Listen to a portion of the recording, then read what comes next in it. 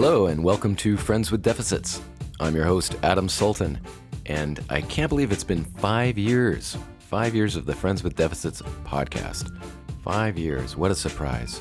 Well, I hope you've enjoyed it so far, and I hope you're a supporter and have visited the site patreon.com/friendswithdeficits, where you can help keep this show alive and kicking for another 5 years. Either way, you can sit back now and relax and enjoy my conversation with David Houston. David is a wicked talented musician in Austin, Texas. He's also a cover band aficionado, but perhaps his musical origin story began before he even picked up a guitar or a pair of drumsticks, I don't know which. But let's listen in and find out with my next friend, David Houston. How have you been? It's been a minute.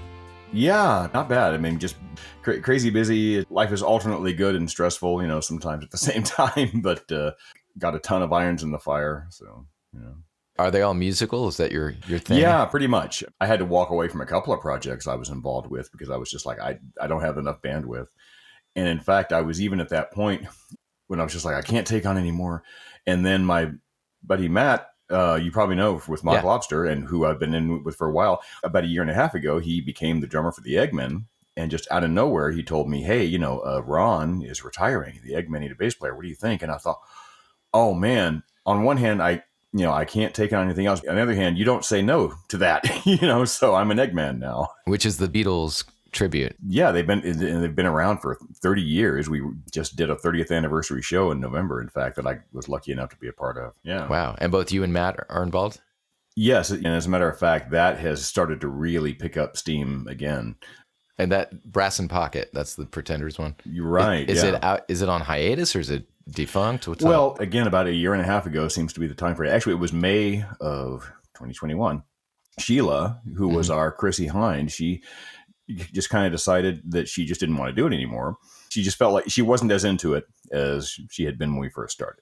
Yeah. Even knowing how perfect she was in that role, I just found that, wow, it has been next to impossible to replace her. So until we find someone who can really, really do that, the band's going to have to stay on hiatus for the time being. And she was kind of flawless. I mean, yeah, it was pretty much, there's not another. That was a lightning strike thing, man. So, Yeah. Man, it's like two tribute band geeks talking it out. I've been in this world so long. It's funny. Dude, me too now at this point. I mean, I was always kind of a variety cover band guy, and I've fallen into now what I do mostly seems to involve really specifically focused tributes, so. Yeah. I should learn some things about you that don't have to do with music. Okay. Yeah, I think this starts at around the time you were born. If you want to launch into that story. Wow, well, I don't remember much of it, but thankfully I had some good sources of information to catch me up on it. So it was 1967, and I was born prematurely, as I found out later. Now, the reason for that was what's called an RH conflict, which is where the mother and the baby have different blood types. So what had to be done was a fetal transfusion, which is a complete exchange of blood while the fetus is still in the womb. What? Whoa! A blood transfusion? Yeah. Of the baby or the mother or both? No. It's a blood transfusion for the baby. No, it's just the infant who's receiving the transfusion in a case like that. Yeah. Oh my God! How premature were you? Almost 3 months, and so very. I'll put it that way. God, did you weigh like a gram or something? That's like crazy. No, not quite. As I had mentioned to you before, there was a newspaper article, not a super lengthy one, in the Dallas Morning News. This was like 16 months after the fact, but it detailed the whole thing. And it said I weighed 3 pounds at birth and then lost weight going down to about 2 pounds. So, wow. Yeah. That is tiny. Yeah. The funny thing is, and as long as we're getting personal about it here, I have what I call my second belly button, because right next to my actual belly button there is this indentation, not quite as big as an actual navel, but that's where the needle hit me, and so I had that scar even before I was actually born, which I think is kind of cool in a way. Wow. Did they deliver the baby and then give the infusion? No, that was the whole thing, was that this, the idea was to go ahead and do it while the infant is in the womb, because that RH conflict, it has the potential to make both the mother and the baby very ill and even cause, life-threatening complications. Now, I don't know if they predicted or thought that it could result in premature birth or that it would have its own complications, but it basically it had to be done. But then when mom went into labor, the consensus among the 27 doctors, according to that Dallas Morning News article, was that it was the transfusion that kind of triggered the premature birth. So, wow. What happened after you matured from your premature state? Well, now a lot of this information, was kind of informed by my mother, who told me, and she's no longer with us, but over the years she would tell me about it, and we talk about it from time to time. And she confirmed that, that the doctors predicted that there would be developmental issues, and that, if he does catch up to other kids his age, it could take years. Well, by about 16 months, I was normal as far as anyone could tell, completely physically and mentally too. So that's kind of the thing that, we're here to talk about, is that it took me a long time to kind of understand myself a little bit, because as far as teachers and schools were concerned, I was just fine, because I was reading early. I learned how to read very well. Thank you, comic books, and seemed to be okay. But what would happen is I found myself with any kind of overload of the senses. Of course, it's mostly auditory, but it could happen with any kind of multiple sources of stimulation, whether it's, light, sound, touch, and anything like that, would have a tendency to just kind of make me shut down, to where I just couldn't process any information and I had to be alone, that kind of thing. I didn't quite understand that as a kid, and I would function normally the rest of the time, or at least I thought, and everyone else thought, and there was no kind of identification of, oh, this is a special needs kid who needs to go to a special school.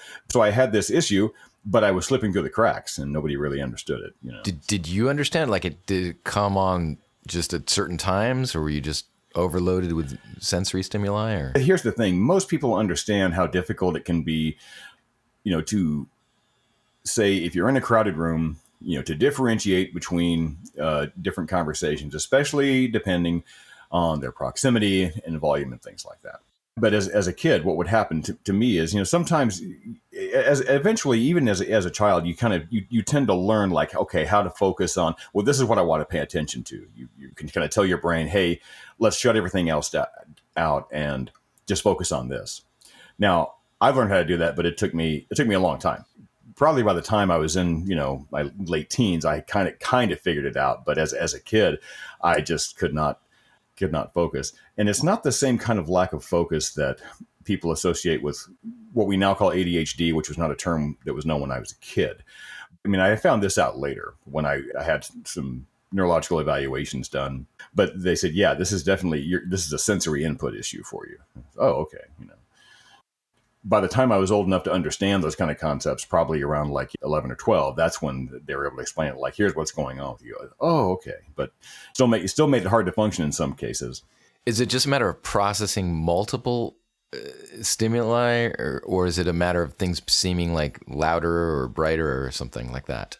The loudness and the volume, had a tendency, I think, when I was really young, to kind of cause me to shut down. But it mostly has had to do with the multiple sources of input. Again, it has to do with that filtering out process. It's the same thing visually. A lot may be going on around you, but there's one thing you want to key on, and so you tell your brain how to do that. But that has never been as much of a problem, although I can identify with it. Again, it was auditory mostly, just whether it was voices or any kind of sounds that would just absolutely cause me to shut down. What do you mean by shut down? I just mean where I couldn't communicate, where I couldn't process any information. Like my siblings would be, talking to me, and I could hear what they were saying, but it wasn't registering, and they could tell, like, well, hey, what's wrong with him? He's not responding to anything, and I would just want to be left alone, and so I'd have to go kind of be by myself, or just like alone with one person. My oldest sister was pretty good at taking care of me, which she did quite a bit when I was a really young child. And it wasn't like an every single day thing, but I remember it happening, to where I would just have to, I'd say, okay, I can't, That's it. And that's how I refer to it. Everything shuts down. I can't process anything right now. You know, How long would it take to recover? it's one of those things where it's fuzzy because it was so long ago, but usually I'd be surprised if it took more than, 30 minutes. And even then, probably not that long, because I was still a kid and I was still able to be, redirected towards more pleasant sensations and that kind of thing, especially once the extra inputs, have gone away. It made it very easy. So probably not very long at all. But I remember the feeling, and that's one of the things too, is time kind of stops. You don't get a sense of time when you have to shut down like that. So everything goes away and it feels like it could take forever, but probably not more than a few minutes. Wow. I mean, part of this sounds just like a kind of regular stress somebody might have, like there's just too much going on or you're in a loud room. But another part it just sounds kind of like a weird neurological. Yeah. I experienced the kind of normal, like, hey, I'm tired and stressed out about this. But for me, there's always a part in the back of my mind where I remember being a kid and just not being able to process information and think to myself, you know what, I don't want to feel like that again. So I really am going to leave now, So it took me a while to really understand it. And I kind of had to look back on how I felt and the things that happened as a child, as I started to grow up and approach adulthood. And I really think that the turning point for me was getting involved with music. When I was 13, let's see, it was probably closer to 12. That's when I said, hey, listen, I want to be in band. And my initial plan was to play drums and be in percussion. My oldest sister, too, had been in band, and that made it kind of an attractive thing.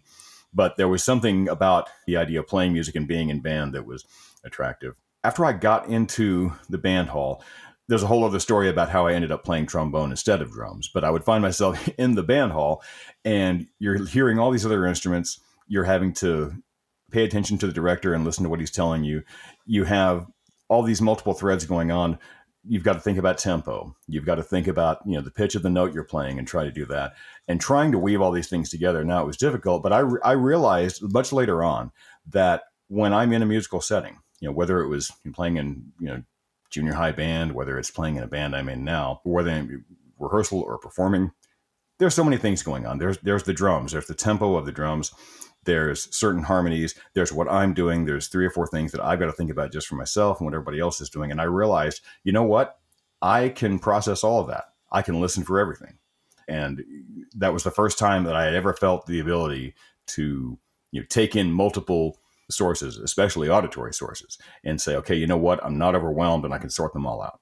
Why do you think that is? I still don't know. I still don't know what the key is. Music just, and I don't want to get too esoteric about it or, speak in, terms of mysticism or magic, but it really has an indefinable quality to it. And I'm sure that there is a scientific way of looking at it that can explain it. All I know is, for me, that's what works. Do you think it had something to do with it being nonverbal? Oh, it could be. Yeah.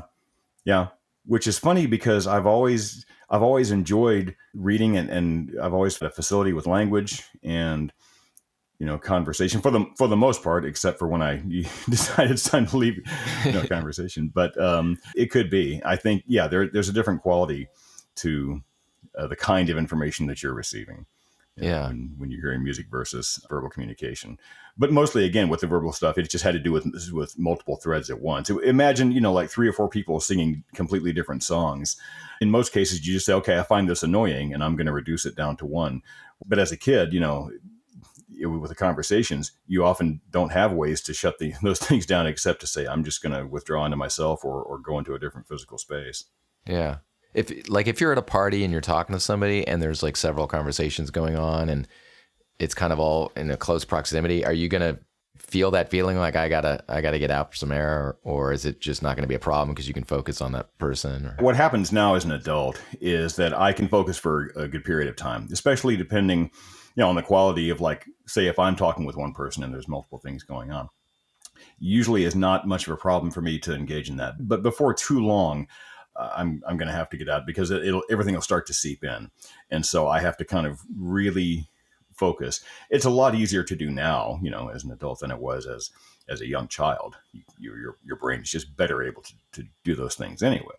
But even now, there's only going to be so much time, and it's hard to say what that amount of time might be, but it's probably not more than a few minutes before I say, hey, listen, I've got to excuse myself, and kind of change my surroundings. So you said it seeps in. So is it something that's just kind of cumulative? Like over time, it's getting worse as opposed to it just being a bunch of stuff at once? No, I think, and this is just kind of like, looking at it after the fact, because like if you're in a room with somebody, like, maybe I'm playing at a gig, and of course there's going to be a lot of people around, loud conversations. What I do is I find myself looking back on it, and I would say, I was able to have a nice chat with someone there, but I know about myself that at some point, no matter how interesting the conversation is, I'm going to wrap it up, because everything else is starting to get, really loud, and it's hard to maintain my focus on what's going on in front of me. It's a pattern that I've noticed. So it does seem to get louder or kind of more claustrophobic, even though it's not like more people are showing up. Right. Yeah, it's not even that people are getting louder, or that they're closer or anything like that. It's just after a while, there's a good chance that I'm going to start picking up on things. Now, this doesn't mean that I can't go out to dinner with my better half, and we can have conversation. I can pretty much focus the whole night. But I will find myself picking up on things, and I have to totally redirect what I'm hearing and say, what, I can hear this now, but I don't want to. So I'm going to concentrate here for a second and try and redirect. And that can get me through an evening, Yeah. So. Do you find like maybe as a musician, like your ears have always kind of been tuned in a lot, like to whatever's in your sound field? Yeah. And maybe that's why it's like you've got that habit that was ingrained, and then it starts to get out of control. I've often tried to pinpoint like when music became the thing that I felt like I wanted to do, because a lot of people enjoy music as a kid. Of course, all kids, it's a great source of joy for so many people. Of course, at the time as a little kid, I didn't even think about it. Well, this is what's going to help solve my problem with shutting down. No, at some point you just decide like, this is what I want to do, and this is what speaks to me more than anything. Yeah, I dreamed about being the, place kicker for the Dallas Cowboys, but that's not what I really want to do. What I really want to do is play guitar. It's hard to pinpoint when that might have happened. Yeah. I'm sure that early on, there were, even without my realizing it, that I kind of tuned into and had a sense for what was going on musically, even before I got any kind of formal music education. I'd like to think that I was picking up on things that helped inform what I wanted to get out of music. Yeah. Well, that's what I was thinking of. Maybe you had the musician's ear before you even got into music, because you were just focusing on so many things. It's hard to say. And especially, when you get into your 50s, your memories become kind of fuzzy, but about certain things. But that's how I remember it, and I'm pretty sure that the family would back me up on that. But even then, they would be guessing, because I spent a lot of time by myself when I could. So, in a lot of cases, they have to take their word for it, and so does everybody else. Yeah. Was it just sound or also visual stimulation? It's mostly auditory for me. I get a little bit of claustrophobia. I don't like to say that I actually have claustrophobia or that I'm claustrophobic, but if I'm at all not feeling 100%, and if I feel like there's a bunch of people around me and I'm not sure how I might make an exit, boy, that can really ratchet up the anxiety. So, but what I recall has just been pretty much auditory, sense of being overwhelmed. Although I will have to say, from a social standpoint, unwanted touching, of course, is a no-no. But I've always just been like, oh, wait a second. No, if I don't already know you or like you, no, you don't get to touch me. I've always felt like that all my life. Huh. I didn't really want to risk any overload there. No, like involuntary hugs or something like that. Yeah, and I don't have any bad feelings about any family members, but as a little kid, especially in that era, you're kind of, okay, give your uncle a hug, and it didn't even occur to me to say, well, what if I don't want to? But a lot of kids, I'm sure, might have felt that way, and it was kind of expected of you. It's kind of a social thing that you're used to as a kid. Not so much anymore. I think parents have learned to give the kids a little more agency in that regard. But at the time, of course, like, okay, give a hug. When it's family, it's fine. But, but if it's someone that if you're not sure about who that is, it's like, no, I'm not sure I want you just slapping your hand on my shoulder, Noted. Next time I see you. You're cool. We've established a bit of a kinship already. So that should not be an issue. Okay.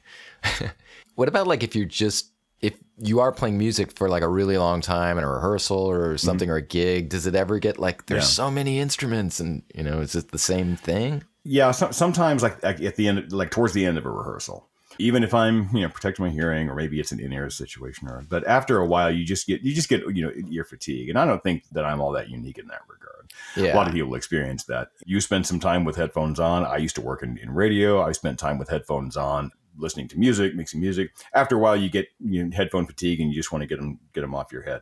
Yeah. But yes, in terms of processing information, a lot of time spent, it can wear on you after a while. Maintaining focus, that's another reason why I think a formal music education helps. The more experience you get with understanding, what your task is ahead of you.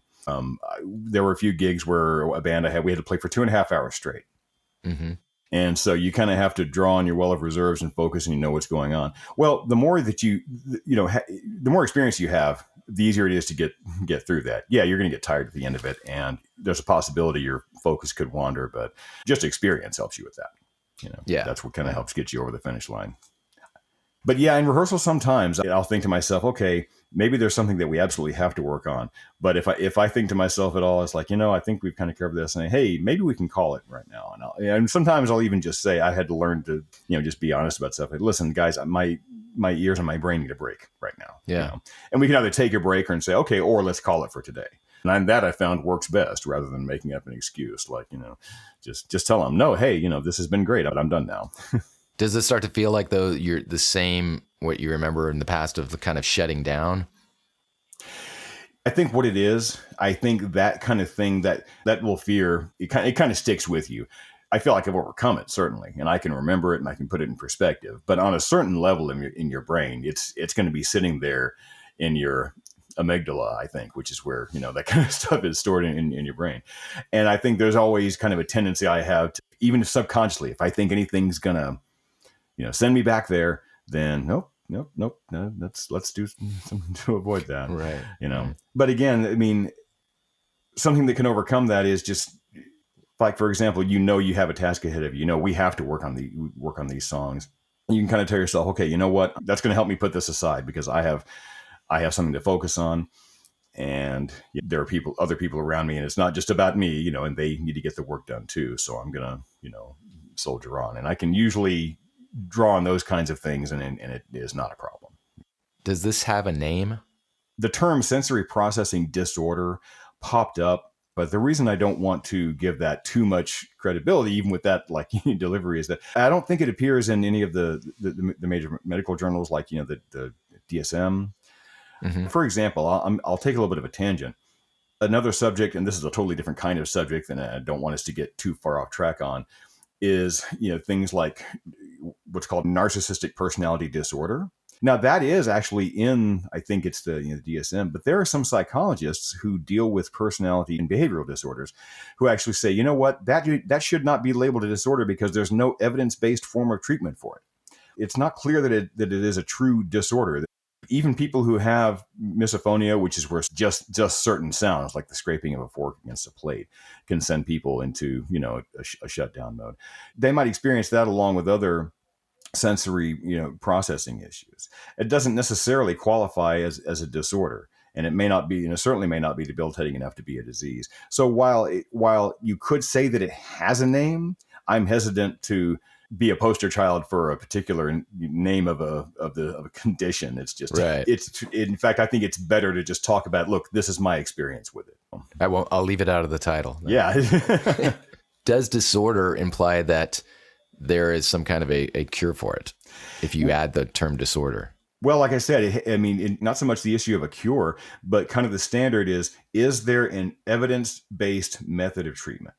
And what that means for any medical professional is there a body of evidence that shows that treatment, doing these certain types of approaches, certain things to treat whatever is going on. Now, there's some debate with it, all kinds of things that might be called disorders, personality disorders, etc. Some would say, well, listen, this has worked in such and such, but it's just so nebulous, and there's so much contention that it's hard. It's probably not a good idea to say, we know exactly what this is, because the debates are still going on, which is how science should work, Yeah. So. I feel like we do throw out so many disorders in our society. It's kind of sad.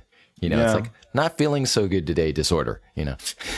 Well, like I said, now even though I can't bring the full the textbook definition to mind exactly, but you know, one of the things that is kind of a pet peeve of mine is words mean things, you know, and this disorder has a specific definition. Now, among the general population, people use words to mean whatever they want to mean. But to me, I look at it as, well, okay, well, if you're talking about a medical issue, you know, that's got to have a definition, because at a certain point, something could be called a disease, and it has a whole different set of criteria for it. Well, you know, you have to know what that is. You can't just slap any name on anything you want. I mean, I get it why we do that. We want to have shorthand. You know, Right. we want to have a quick way to refer to things. But what happens with a lot of people, especially, you know, in the fast-paced world of, you know, living online, is that it's all shorthand. It's not like, well, later on we'll get to the nuance and details and really get into the nitty-gritty. It's like, nope, it's all shorthand and we're just going to call it that now. Yeah. So I think it's not only shorthand for describing things, but for trying to like deal with them. yeah. You know, it's like then we can just come up with a pill. Oh gosh, yeah. Yeah, if only. Well, I know I want to cure my not feeling so good today disorder. Maybe that's coffee. I don't know.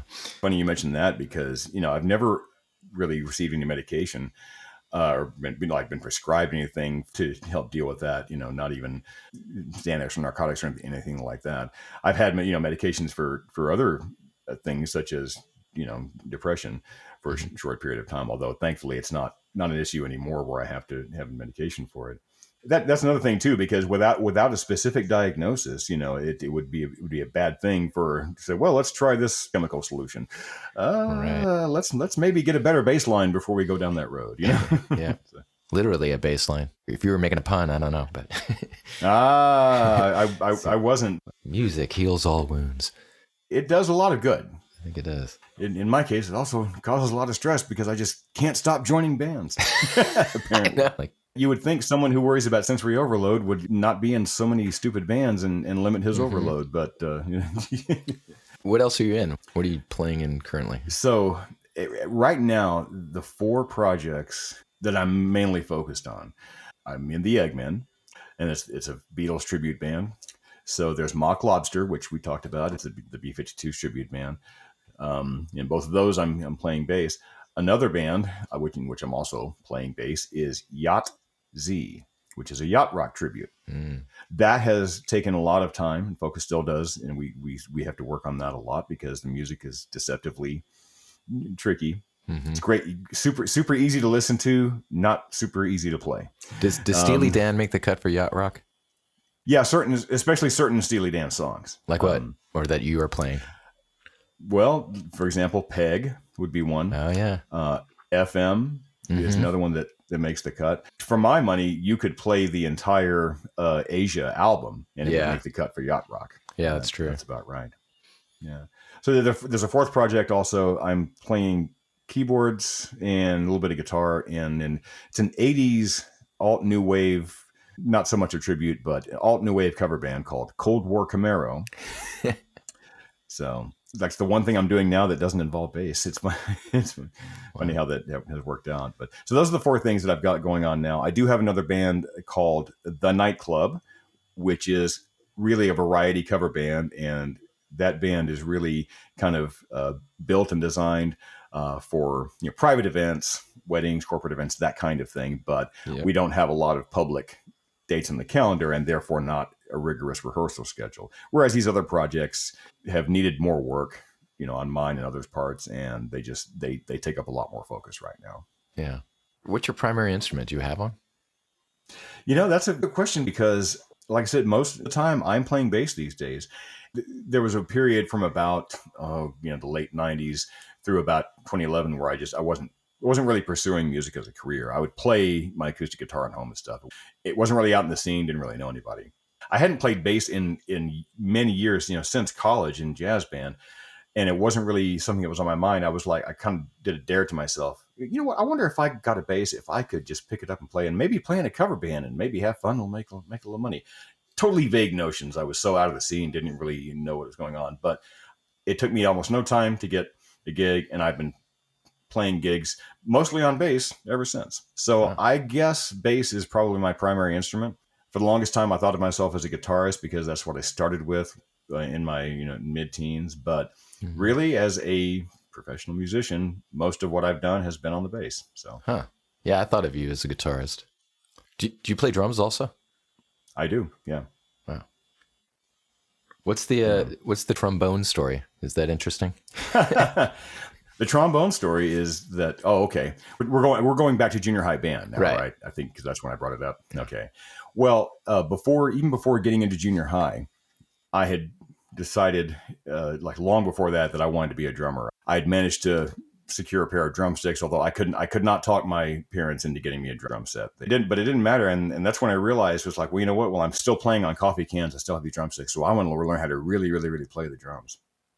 So I must have been 12, and my mom said, "Okay, well, here's what we're going to do. I'll go ahead and pay for you to have lessons if you want to get real training." And a graduate student at Angelo State, this is in San Angelo, Texas, where I was growing up, said, "Okay, yeah, I give lessons." And so I would go there every week. I had my sticks, and we worked with that famous book, Stick Control, learning the rudiments. And so I spent probably the better part of a year, I would, or if you will, a fall and spring semester, just working on that. And I thought to myself, well, I'll be a shoe in, to be in the percussion section once it comes time for me to go into junior high here and be in band. So before, actually getting into junior high, the band director came around. Ed Handley was his name, I remember. And he gave all of us, the sixth graders, this musical aptitude test. And it just had to do with like, can you recognize these different rhythms and that kinds of things and tell the differences between pitches, et cetera, et cetera. And I thought to myself, well, sure, I'll ace this and it's no problem at all. Well, if I recall, I think I scored like a 96 out of 100. But he told me that he was not going to bring me into percussion because he wanted the kids in percussion, only the ones who had scored 98 or above on the musical aptitude test. For percussion? And I'm just thinking to myself, like, what? So I was kind of faced with a choice. And being a trombone player himself, he said, but you know what? I do need trombone players. And I thought to myself, that was not even like on my radar at all. So I remember thinking at the time, it's like, well, okay, so I don't get to be, but I still want to be in band and I still want to play music. And that was kind of another turning point there because I could have just said, oh, the heck with this, band's not Mm-hmm. for me. And I'm sure maybe, some other kids might have, but I was focused enough on being in band that I said, okay, I guess I'll give it a try. Well, by the end of that sixth grade year, I was really good on trombone and I was first chair in all bands every year, all the way through high school from that point on. So Do you still play? no, I picked it up a few years ago, actually. That's another even funnier trombone story, at least in my opinion. One of the bands that I mentioned that I get called for that primarily plays weddings. Now, as a matter of fact, there was a date that I had on my calendar, and it was like a bit of a drive outside of town. So I called the guy and I said, "Hey, what are the details? I don't have any directions. What's the attire?" "Oh no, dude, we got bass covered X number of weeks ago." "Oh, okay, fine." This kind of thing happens, and as I was about to hang up, and he said, "But I do need a trombone player. Do you know anybody who plays trombone?" And I just said, I don't really. I mean, I used to play trombone back in college, but I don't own a horn anymore, and that was however many years ago. "Well, do you still play?" And I just said, "Well, I just said I don't have a horn anymore." "Well, can you get one?" Wow. And I'm just thinking to myself, well, I mean, I guess it's possible that I could. Dude, I will pay you $300 to come to this wedding and stand there with a trombone in the horn section. And I said, "Hey, let me call you back after I go to straight music and rent a trombone," which is exactly what I did. So I went ahead and got it. And I had not played in years. Your embouchure completely goes away when you don't play a brass instrument for many, many years. But by the time I got there and got set up the gig, I was able to play a few notes again, and the slide positions were coming back. And I was able to follow along with the other horns more or less. I couldn't play the way I used to play, back when I was playing all the time, but I was able to actually feel like I wasn't, just cheating my way through a well-paying wedding gig completely. So, Yeah. so Is there an instrument you don't play that you wish you did? One of them might be the violin, possibly the cello, but it's almost like I almost feel like, I mean, yes, it would be challenging to learn to play a bowed string instrument. Yeah. For me, learning the violin would be a whole different challenge that I'd be starting at a completely, fresh spot from. So that is part, I think, of what would make that appealing to me. A few years ago, again, my better half now, she happens to have a number of really nice accordions. She doesn't play herself, but her late mother did play them. Mm-hmm. And so I actually pulled them out, and I was just like, I thought I was a talented musician, but I cannot get these things to make music. So I'm going to put it right back in the case here and forget about it. Here's a question I ask all my guests regarding your disorder that's not a disorder. Right. What do you consider the benefits of it, if any? Probably I would say, because as a kid it caused me to withdraw, and I think my personality was probably geared toward that anyway. I think it still is to a certain degree, but for me to be able to be alone with my thoughts and to calm down and to just read and to kind of learn how to be alone with my own thoughts and explore, the space around me without distractions, that is something that, I mean, honestly, it still appeals to me to this day, although in a different way. Obviously I have, relationships and responsibilities, and I'm not a completely antisocial person. But as a kid, I think it did help me to be able to get where I needed, which is, like I said, I'm sure I would have gravitated towards just wanting to be more solitary, anyway.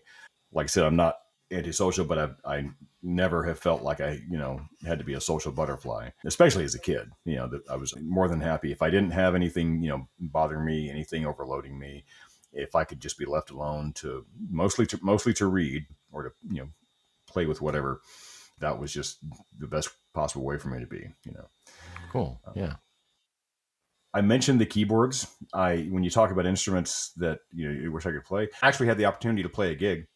A fellow musician said, "Hey, there's this wedding gig that needs guitar and keys. What do you think?" And I said, "Well," he's like, "I don't really play keys." But I said, again, it was that whole challenging myself thing. I said, "You know what?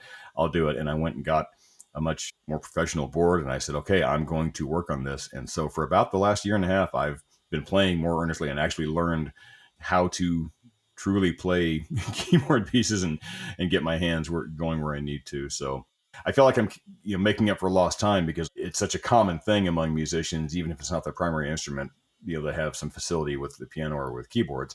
And I just never really did and never really pursued it. So, and it's a lot of fun. It's, again, it has to do with that new challenge thing too. It's like, what else can I do that I haven't done? So all you have to do is fall off for a little bit. And then when I started playing again, I was like, oh my gosh, I've forgotten this, and my fingers have forgotten this. So I've got to start all over again. So I've tried to stay on that horse since then to keep my muscle memory up and going. But it's fun. Yeah, don't lose your embouchure on your keyboards. Nice. Music jokes. Yep. Well, it's been fun talking. Yes, for me as well. Yeah. I really appreciate it. No problem. All right. I really appreciate you for listening to this episode. And I thank David Houston again. I'll post some links to his activities on our website at friendswithdeficitspodcast.com. Also, you can check us out on Instagram, or if you want to follow the host on Instagram, check out Adam Sultan 4U, the numeral 4, the letter U. And again, if you'd like to help support the show, keep us going for another 5 years, 10 years, 1 year, who knows, times are strange. Check out patreon.com/friendswithdeficits. Patreon, patreon.com/friendswithdeficits. I'll post outtakes and other goings on that you won't get anywhere else. And if you'd like to lay down $1 a month or even more, that's up to you. So do check it out. Patreon.com/friendswithdeficits. Once again, I'm Adam Sultan. Stay tuned.